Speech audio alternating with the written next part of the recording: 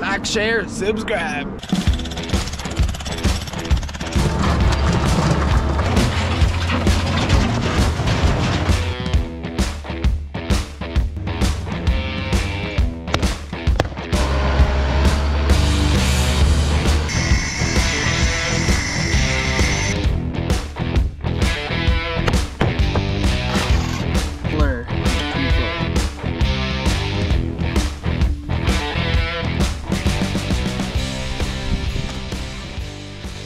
Hi, David Odell here with Odell Complete Concrete.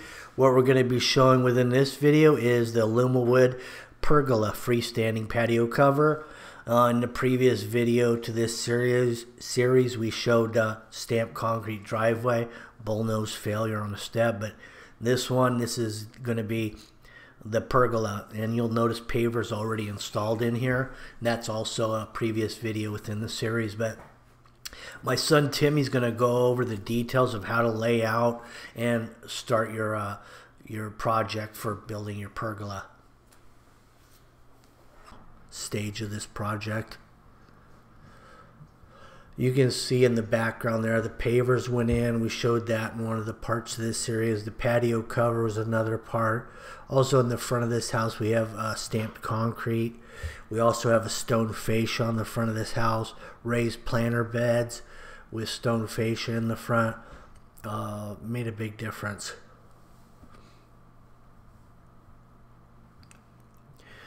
So within this area here, we've already got the irrigation in. That went in. The underground went in first before pavers or anything else.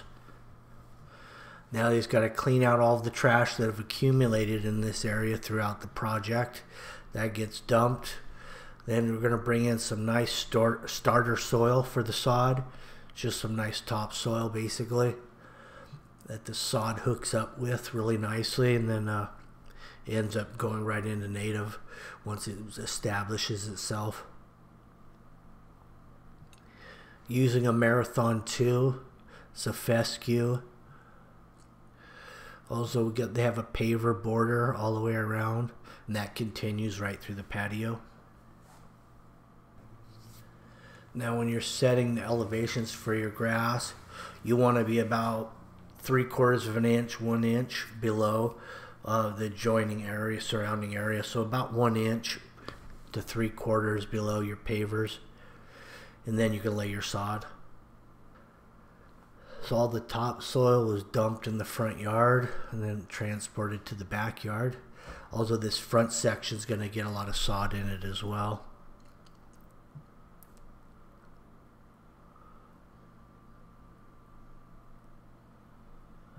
It's all 3/4 inch pipe, schedule 40 PVC. The 3/4 will, right at the head of each sprinkler head, it transitions to 1/2 inch.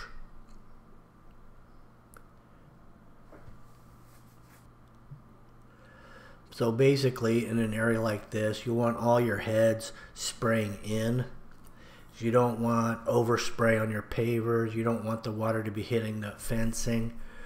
So you initially just go around your perimeter. You know you've got heads there, and then if it's not going to reach, you're going to have to put heads in the middle. But in this case, because most of these heads will spray about 10 feet, so you got a good overlap here.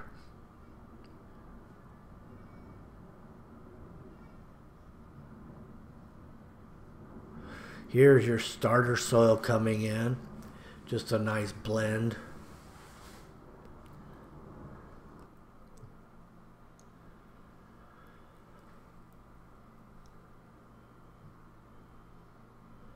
So as you put this material in here, it's going to go in fairly loose, and if your subgrade's really not perfectly flat, a lot of cases it's not, you're going to have different thicknesses of this blend on top, which is going to settle when you hit it with a lot of water. It's going to settle differently where it's deeper than others, you know, as it compacts with water naturally due to gravity. And you'll want to do that. You want to saturate this pretty heavy for a few days, maybe even a week, you know, and let it go ahead and settle, and then regrade it. Check it out, see where it's dropped, take a look at it. and get it nice and flat, and then drop your sod on there.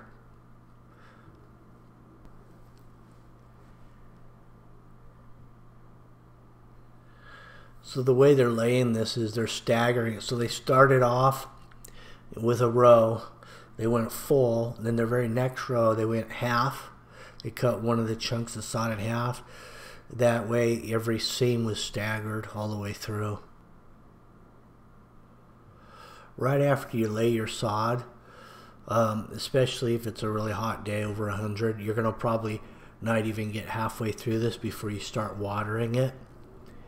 But on a mild day, like when they're laying this sod, I think it was about 70 degrees or something, ideal. So they didn't have to really water this. They were able to get it all down before they started the watering process. And the watering schedule once you lay sod down is 3 times a day, every day for 2 weeks, and then you can start dropping that off. So it's going to be really wet. In other words, don't walk on it, because it's going to be that wet and muddy. So if you did walk on it, you'd sink in it and make sinkholes basically, and your foot probably would tear through the sod. So you just stay off of it for a few weeks and then start decreasing your water as it's established. Then as it dries out, you can get back, you can get out there after probably a month, I would say. I'd say wait a good month. As far as cutting it before your first lawn cut is kind of crucial, because if you cut it early, you'll tear the roots as the blades, especially if you have a lawnmower doesn't have sharp blades, so it's actually ripping. You don't want to do that. You want to make sure you got good sharp blades. That way you get a nice clean cut without tearing the roots off of what it's trying to, the sod is trying to bite into that new soil. You don't want to disturb those roots. So you want to get it nice and long. Wait till that grass is really long before you make your first cut, and make sure your blades are sharp, in other words. Now if you want this sod to stay like it is and not introduce other seeds and stuff, and get a lot of other things growing through it, different fescues, what you'll want to do is use one lawnmower for your house, you know, and use other lawnmowers for other people's houses, because otherwise you're transporting seeds through the lawnmower.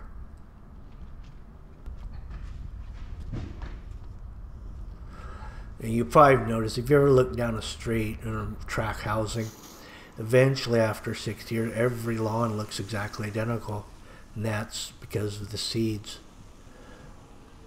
Unless you're really meticulous with your lawn and you keep it really healthy, a lot of times the sod itself, if it's healthy enough, will block out other stuff that tries to get introduced to it. But it's all about, you know, maintenance, taking good care of your stuff, and it'll last you and look good for a long time. Anyway, thanks for watching. That wraps up this sod. Have a good day.